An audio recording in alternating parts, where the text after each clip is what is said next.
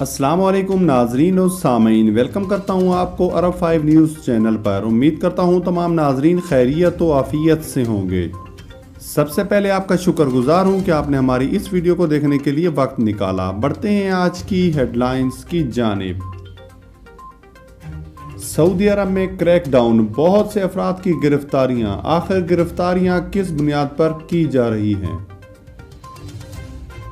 دنیا کے طاقتور ترین پاسپورٹوں کی فہرست میں سعودی عرب پاسپورٹ 71ویں نمبر پر ہی کیوں؟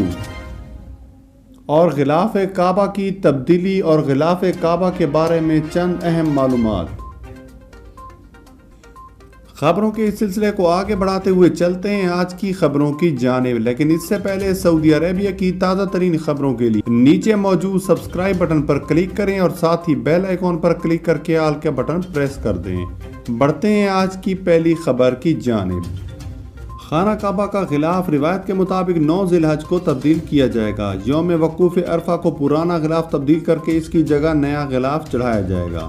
عرب 5 نیوز کے مطابق شاہ عبدالعزیز کمپلیکس کے سربراہ عبدالحمید مالکی نے کہا ہے کہ موجودہ غلاف کعبہ کو 3 میٹر بلند کیا گیا ہے اور اس کی جگہ پر سفید کپڑا جوڑا گیا ہے۔ انہوں نے کہا ہے کہ یکم ذی الحج کو خادم حرمین شریفین شاہ سلیمان بن عبدالعزیز یا ان کے نائب کی طرف سے کعبہ کے متولی کو غلاف کعبہ سپرد کیا جائے گا۔ اس موقع پر غلاف کعبہ کا ایک ٹکڑا اور کعبہ کی چابیاں بھی حوالے کی جائیں گی۔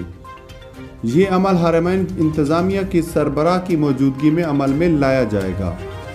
المالکی نے کہا ہے کہ غلاف کعبہ کی تبدیلی کی تمام سرگرمیاں مسلم دنیا کے ذرائع ابلاغ کے ذریعے دکھائی جائیں گی تاکہ غلاف کعبہ کی تیاری کے حوالے سے سعودی قیادت کی کاوشوں کا اظہار کیا جا سکے اور حرمین شریفین میں آنے والے اللہ کے مہمانوں کے لیے فراہم کردہ خدمات کو پیش کیا جا سکے۔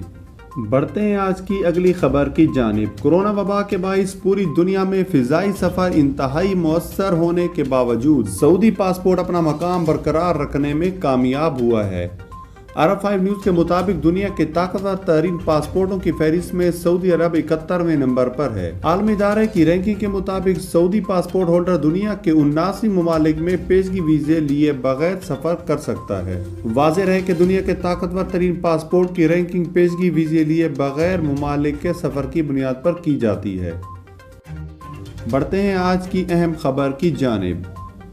سعودی عرب میں کریک ڈاؤن، بہت سے افراد کی گرفتاریاں۔ آخر گرفتاریاں کس بنیاد پر کی جا رہی ہیں؟ سعودی عرب کے پبلک پراسیکیوشن نے ایسے شخص کی گرفتاری کا حکم دیا ہے جس میں سوشل میڈیا کے ذریعے معاشرے میں قبائلی عدم رواداری، نفرت اور تعصب کو ہوا دینے اور نفرت انگیز مواد شائع کرنے کا الزام ہے۔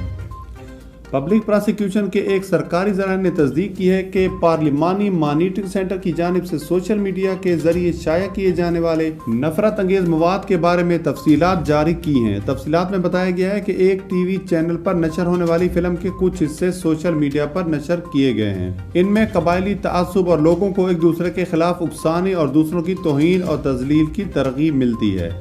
پراسیکیوٹر نے ضابطۂ فوجداری کی دفعہ 15 اور 17 ملزم کو معاشرے میں عدم رواداری اور انتشار پھیلانے کے الزام گرفتار کرنے کا حکم دیا ہے۔